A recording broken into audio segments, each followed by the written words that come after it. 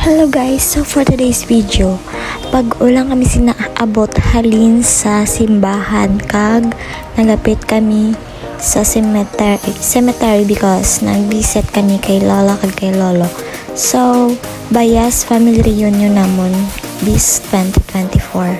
So, nakita niyo man siguro guys nga naga-busy-busyhan kami and then ara akon pakaisa kag nag-ready sila sang mga foods kag cake kaya sabay na lang kay birthday gali ni Jana nga pakaisa ko sang last time a day. So nag-ready sila sang foods kag damo pag sila ginambutang. And then ara ang cake ni Jana. So for that time guys, nagutom na kami sina syempre kay way kami pamahaw. Mga alas 8 na kami sina nakahalin sa balay kay alas 9 ang misa. Then pagit sila kay may nag-order pagit sila lechon. O di ba kalahidlaw magkaon lechon, especially for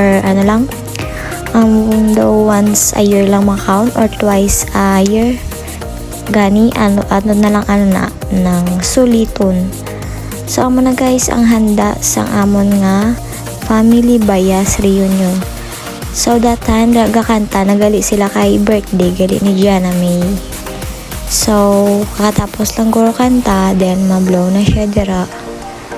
Samtang ang iban nga mga bisita hulat lang magkaon. Eh syempre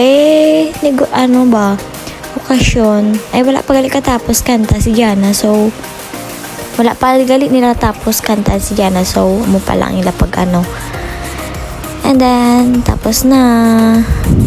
So naman siguro kung kasadya sila kay may handa sa birthday ni Jana kag reunion for family Bayas. So thanks good kay God kay nakaabot kag nakapuli nga safe ang mga utod di mama. So complete gyapon ang family Bayas.